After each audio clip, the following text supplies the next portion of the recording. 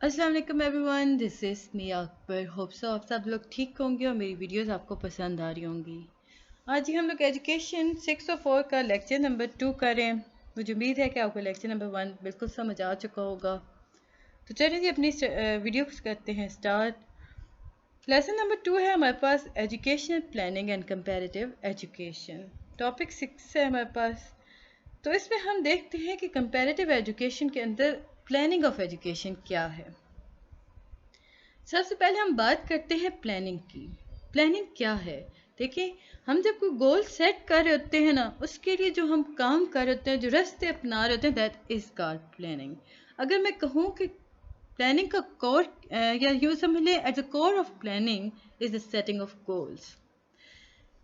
बुनियाद प्लानिंग की क्या है?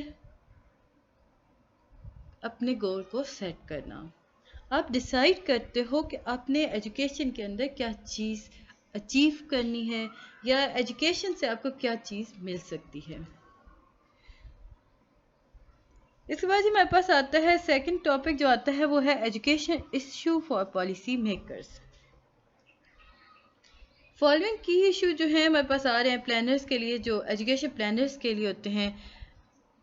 पूरी ग्लोबली हम अगर बात करते हैं तो फर्स्ट इशू हमारे पास आता है increase access to primary education. ये एक बुनियादी इशू है। कंपैरेटिव एजुकेशन के अंदर अगर हम बात करते हैं तो ये एक बहुत बुनियादी इशू है और ये की गोल है इंटरनेशनल एजेंडा के ऊपर।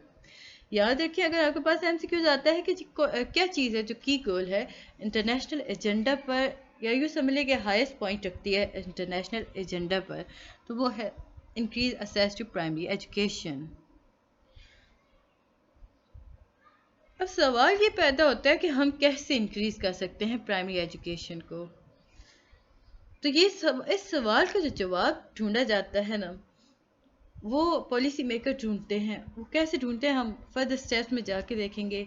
बट हम जब देखते हैं ना increase access to primary education, तो इसके अंदर आपके पास सिंपल इम्पॉर्टेंट जो लाइन थी वो यही थी कि इंटरनेशनल एजेंडा के ऊपर सबसे ऊपर जो है वो बेसिस है ऑल एजुकेशन के अंदर, ये एक चीज़।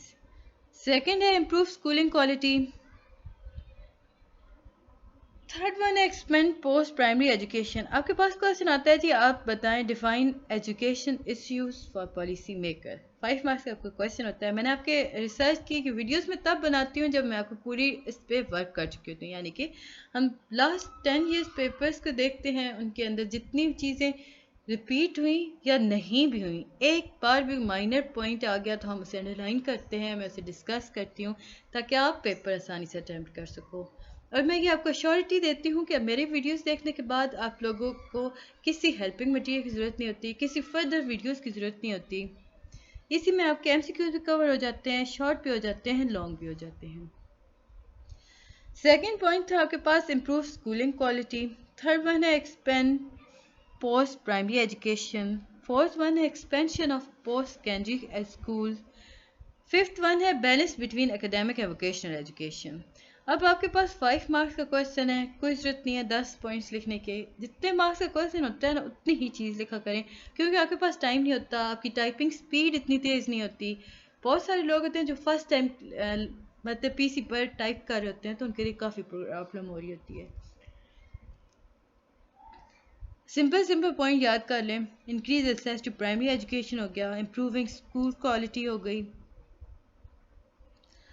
इसके बाद आप लिख लें प्लान फॉर फ्यूचर हो गया, expansion of post secondary school हो गया। ये आपके हो जाते हैं 4। इसके बाद आपकी मर्जी है अचीविंग इक्विटी आ गया, फाइनेंसिंग एजुकेशन आ गया। ये आप लोग याद रख लें। ये आप जब याद रखेंगे ना तो आप लिखेंगे तो आपके फुल मार्क्स आएंगे। हाँ, अगर कहा जाए कि डिस्कस या डिफाइन इन डिटेल्स, तो आपको इसके लिखने होती हैं। अदरवाइज ये आपका जितने भी पेपर्स में आए, आपके 2-3 पेपर्स में आया है, तो उसमें सिंपल यही कहा गया कि आपने पॉइंट आउट करनी थी प्रॉब्लम के इश्यूज। टॉपिक 7 है आपके पास जी प्राइमरी एजुकेशन के अंदर मजीद हम मेन इश्यूज के बारे में बात करते हैं ना। 4 इश्यूज ही रहे हैं, लेकिन अब थोड़े से मेन की तरफ आ रहे हैं, यानी बुनियादी मसले क्या थे। क्रिटिकल स्टूडेंट आ गए, half of country education resources आ गई। क्रिटिकल स्टूडेंट्स के अंदर अगर ہم ڈسکس کچھ بھی نہیں کر سکتے کیونکہ اس میں کچھ بھی ایسا نہیں ہے جسے میں آپ کو ڈیٹیلز میں بتاؤں. تھرڈ پوائنٹ ہے attempt at 100% primary education fail. ہر کنٹری نے ٹرائی کیا، اچیو کرنے کی کوشش کی کہ ان کے اندر مطلب وہ اپنے ملک کے اندر پرائمری ایجوکیشن کو عام کر دیں. تو ہم دیکھتے ہیں کہ آلموسٹ ایوری کنٹری جس نے بھی کیا اسے اچیو، وہ 100% نہیں اچیو کر سکا پرائمری ایجوکیشن کو، وہ فیل ہو گئے کافی بڑے مارجن کے ساتھ. اگر ہم بات کرتے ہیں ایگزامپل دیتے ہیں پرائمری ایجوکیشن، ہاں آج اگر میں بات کروں تو یورپ سائڈ پہ وہ لوگ کافی حد تک اچیو کر چکے ہیں، بٹ وہ 100% نہیں ہے. وہاں بھی کہیں کہیں اویلیبل نہیں ہوتی، مطلب ایسے ان کے پاس نہیں ہوتے ریسورسز کہ وہ ایجوکیشن تک رسائی حاصل کر سکیں. بٹ جو ملک جو سب کانٹیننٹ بہت زیادہ فیل ہوئے نا اس چیز کے اندر، یا جن کے اندر فیلئر کا مارجن کافی زیادہ تھا، تو ایگزامپل میں اگر ہم دیکھتے ہیں تو وہ پاکستان ہے اور افریقن کنٹریز ہیں. پاکستان کے اندر بھی پرائمری ایجوکیشن نہ ہونے کے برابر ہے، افریقن کنٹریز کے اندر بھی بالکل نہ ہونے کے برابر ہے. اب جی ہم دیکھتے ہیں کمپیریٹیو ایجوکیشن کے اندر سے ہمیں کیا لیسنس ملے. فرسٹ لیسن ملا wherever there is a higher rate of primary education, the higher is the economic development of growth of country. کہا یہ کیا کہ پرائمری ایجوکیشن کے اندر اگر ہائی ریٹ ہے نا ایجوکیشن کا، یا کسی بھی ملک کے اندر پرائمری ایجوکیشن بہت زیادہ ویلیو رکھتی ہے، اس کا ریٹ کافی ہائی ہے، تو ان کا اکنامک ڈیولپمنٹ بھی کافی بہترین ہے. اگر ہم جاپان اور کوریا کی بات کرتے ہیں تو وہ لوگ بہترین ہیں ہر چیز میں، ان کا اکنامک لیول بھی کافی زیادہ ہائی ہے. پرائمری ایجوکیشن کی اگر ہم بات دیکھیں نا تو ہم دیکھتے ہیں کہ یہ ہمیں ہائی ریٹ آف ریٹرن دیتی ہے. پرائمری ایجوکیشن جو ہے وہ 25% ریٹ آف ریٹرن دیتی ہے as compared to the higher education. 25% primary دے رہی ہے تو ہائر کتنی دے رہی ہے؟ ہائر دے رہی ہے جی ہمیں 12% آف ریٹ ریٹرن. اب اگر ہم بات کرتے ہیں نا there is no point of investing 40% of country resource in higher education while 80% country population in illiterate. دیکھیں کہا یہ گیا کہ اگر آپ کے ملک میں 80% لوگ پڑھے ہوئے نہیں ہیں، یعنی کہ وہ ان پڑھ ہیں یا ان کے پاس علم نہیں ہے، اسے اور اگر میں سمپل کروں تو جاہل کہہ لیں کہ مطلب جن کے پاس علم نہیں ہے، جنہوں نے نہیں پڑھا، اسکول نہیں گئے، تو وہ 80% اگر ہیں تو کوئی ضرورت نہیں ہے پیسے ضائع کرنے کے ایجوکیشن کے اوپر، بیکاز اتنی بڑی تعداد آپ کی نہیں پڑھی تو کیا فائدہ آپ کو ملا ایجوکیشن کو عام کرنے کا. تو یہ ایک فیلئر تھا، بہت بڑا فیلئر تھا جو ہمیں اس کمپیریٹیو ایجوکیشن کو دیکھ کے پتہ چلا. لیسن نمبر 2 بھی اسی طرح ہے، یہ اتنا امپورٹنٹ نہیں ہے. 3 میں بھی آپ کے پیپر ریلیٹڈ کچھ بھی نہیں آیا. تو ہم چلتے ہیں نیکسٹ ٹاپک کی طرف، quality of education. Topic number 8 ہے issues. Schools are not always learning institutions. کہا یہ کیا کہ اسکولز جو ہیں وہ ہر وقت لرننگ انسٹیٹیوشنز نہیں ہوتے. بہت ساری اسٹڈیز جو ہوتی ہے ہم لوگ اسکول سے باہر حاصل کر رہے ہوتے ہیں، مختلف کنٹریز میں جا کے دیکھ رہے ہوتے ہیں، ریجنز کی اسٹڈیز ہمیں مل رہی ہوتی ہیں.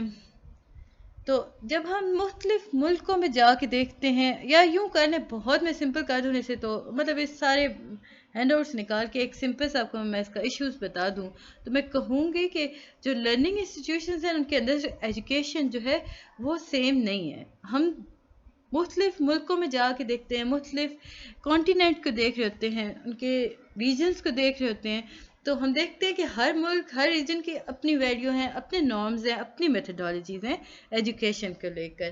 اس طرح ہم کہہ سکتے ہیں کہ جو کوالٹی آف ایجوکیشن ہے وہ سیم نہیں ہے. اب ہمارے پاس 2 طریقے ہیں جی اسیسنگ کوالٹی. کس طرح ہم اسیس کر سکتے ہیں کوالٹی آف ایجوکیشن کو؟ فرسٹ ہے ان پٹ، سیکنڈ ہے out put.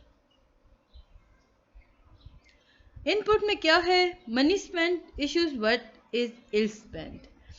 Second output میں ہے learning by the student assess the quality of education term of student achievement. Input میں اب میں اگر بہت اسے سمپل کروں تو میں کہوں گی کہ جو اس طرح آپ لوگ پیسے ضائع کر کے حاصل کر رہے ہوتے ہو نا چیزیں، رشوت دے کے آپ پاس ہو رہے ہوتے ہو، مارکس بڑھا رہے ہوتے ہو، that is called input. Output آپ نے چیز حاصل کی، اچیومنٹ حاصل کی، آپ نے پڑھا، آپ کے گریڈ ہائی ہوئے، آپ کے علم میں اضافہ ہوا، that is called out put.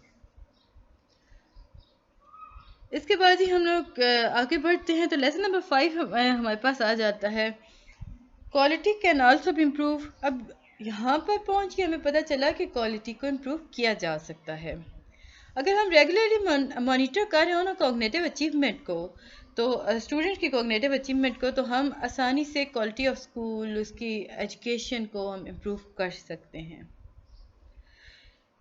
اب یہاں پہ آپ کو ایگزامپل دی گئی تھی کہ سلمز آف برازیل، برازیل کے اندر اسکولس کو دیکھا گیا، ان کے ٹیکسٹ بکس کو دیکھا گیا، ریسورسز کو دیکھا گیا، تو ان میں دیکھا جب ٹیچرس نے تو اس میں کافی زیادہ چینجز لائی جا سکتی، جس سے بہتر سے بہترین بنایا جا سکتا تھا، تو ان لوگوں نے بنایا۔ ٹاپک نمبر 9 ہے، تو یہ اتنا امپورٹنٹ نہیں ہے، ہم اسے کر دیتے ہیں اسکپ۔ آگے بڑھنے سے پہلے کائنڈلی میرے چینل کو لائک اور سبسکرائب ضرور کر دیں، ویڈیو پسند آتی ہے تو کمنٹ بھی کیجیے گا، ویڈیو کو اینڈ تک دیکھا کریں۔ اس میں سمپل آپ کو آپ کے پیپر پوائنٹ آف ویو سے بتا رہی ہوتی ہوں، یعنی کہ ہر وہ چیز کور کر رہی ہوتی ہوں جو کہ آپ کے پیپر ریلیٹڈ کافی امپورٹنٹ ہوتی ہے۔ لیسن نمبر 7 ہے، اچھا گائز، لیسن نمبر 7 کو دیکھنے سے پہلے آپ لوگ سارے میری ویڈیوز دیکھ تو رہے ہوتے ہو بٹ اسے سبسکرائب نہیں کر رہے ہوتے ہو، تو پلیز پلیز پلیز سبسکرائب کر دیا کریں میرے چینل کو۔ لیسن نمبر 7 ہے کہ 1970s کے اندر اگر ہم اس ایرا کے اندر دیکھتے ہیں نا، in the 1970s across the world there was this sort of thinking in which they thought that the easiest way to answer this question is how to provide skilled worker for the economy was a secondary education, some vocation based courses should be included۔ ہم لوگوں نے ایک اور lesson حاصل کیا اس سارے کو دیکھتے ہوئے، کہا یہ گیا کہ جب 1970s کا ایرا چل رہا تھا تو دنیا کے اندر ہم لوگوں نے دیکھا کہ ایک یوں سمجھ لیں کہ ایک ایسی سوچ زیادہ ترقی کر رہی تھی، عمل میں لائی جا رہی تھی، جس کے مطابق ہم آسانی سے پرابلم کے سلوشن کو ڈھونڈ سکتے ہیں۔ یعنی کہ ہم اگر اکانومی کی بات کرتے ہیں تو اکانومی کو بڑھانے کے لیے ہم اسکلڈ ورکرز کو لا سکتے ہیں۔ اب جب ان کے پاس علم ہے، انہیں تربیت مل چکی ہے، تو وہ اچھے سے کام کریں گے تو اکانومی میں اضافہ ہوگا۔ تو یہ 1970s کی تھاٹ تھی۔ اس کے بعد ٹاپک 10 ہے ہمارے پاس یونیورسٹی ایجوکیشن۔ اس میں اتنا امپورٹنٹ کچھ بھی نہیں تھا، کہ یہ مطلب یہ تھا کہ میجر ایشو ہے کہ کس طرح ڈیمانڈ آف یونیورسٹی ایجوکیشن کو کنٹین کیا جا سکتا ہے، مینٹین کیا جا سکتا ہے، گورنمنٹ کس طرح اس پہ عمل کر سکتی ہے۔ تو یہ آپ کے پیپر میں نہیں آیا تو ہم اسے کر دیتے ہیں اسکپ۔ جو چیز پیپر میں نہیں آتی میں اسے ڈسکس نہیں کرتی، اسے انڈر لائن نہیں کری ہوتی۔ لیسن نمبر 8 ہے جی آپ کے پاس، آپ لوگوں نے ایک اور علم حاصل کیا اس سارے چیز کو دیکھتے ہوئے، وہ یہ تھا کہ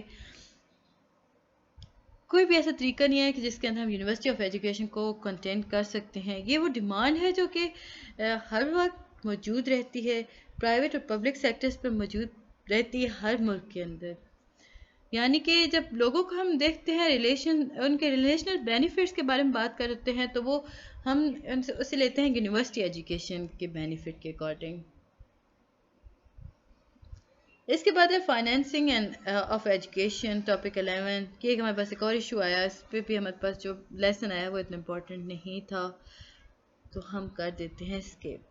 ٹاپک 12 ہے جی ایکویٹی ان ایجوکیشن۔ آپ کے پاس کوشچن آتا ہے جی ڈیفائن یا differentiate between equity and equality.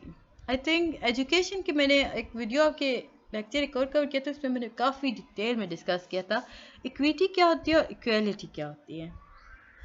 اب یہاں پہ ہم دیکھتے ہیں تو ہمیں پتہ چلتا ہے جو ایکویٹی ہے وہ بیسیکلی ایکویلٹی ہی ہے۔ اس کا مطلب یہ ہوا کہ everyone is being treated the same access to the resources۔ کہا یہ کیا کہ ہر ایک کو ایک جیسا ٹریٹ کرنا چاہیے، ہر ایک کے لیے ریسورسز کی تک رسائی ایک جیسی ہونی چاہیے۔ ایکویٹی کی اگر ہم بات کرتے ہیں نا براڈر سینس پہ، تو ہم کہیں گے کہ یہ بیسیکلی اس کا مطلب یہ ہوا کہ جو لوگ ہوتے ہیں وہ ڈفرینٹ ہوتے ہیں ایک دوسرے سے، وہ ڈفرینٹ بیک گراؤنڈ سے آ رہے ہوتے ہیں، ان کے پاس لمیٹیشن ڈفرینٹ ہوتی ہیں، وہ جینڈر کے اکارڈنگ ڈفرینٹ ہوتے ہیں، کہیں فیمیل ہوں گی، کہیں میل ہوں گے، تو یہ ڈفرینس ہمارے پاس اکویٹی کے اندر آتا ہے. اکویلٹی کو ریسورس کے اندر اگر ہم بات کریں تو ہم کہیں گے جی اکویٹی جو ہے وہ اکویلٹی کے ایک جیسی ہے، یعنی کہ اکویٹی کا مطلب اکویلٹی ہے ریسورس کے اکارڈنگ. لیکن ہم اگر بات کرتے ہیں ورلڈ وائڈ تو اکویٹی جو ہوتی ہے وہ بات کرتی ہے لوگوں کے مختلف ہونے پر. یاد رکھیں اکویٹی جو ہے وہ بات کرتی ہے لوگوں کے مختلف ہونے پر، کہ لوگ مختلف ہیں ایک دوسرے سے، ان کا بیک گراؤنڈ مختلف ہے، ان کی لمیٹیشن کافی ڈفرینٹ ہوتی ہیں. اگر یہ لمیٹیشن کی میں بات کرتی ہوں، ان کی جینڈر ڈفرینٹ ہوتا ہے. اگر میں لمیٹیشن کی بات کرتی ہوں نا تو ہر کنٹری ہر ریجن کے اندر لمیٹیشن ہوتی ہیں اکارڈنگ ٹو دیئر جینڈر.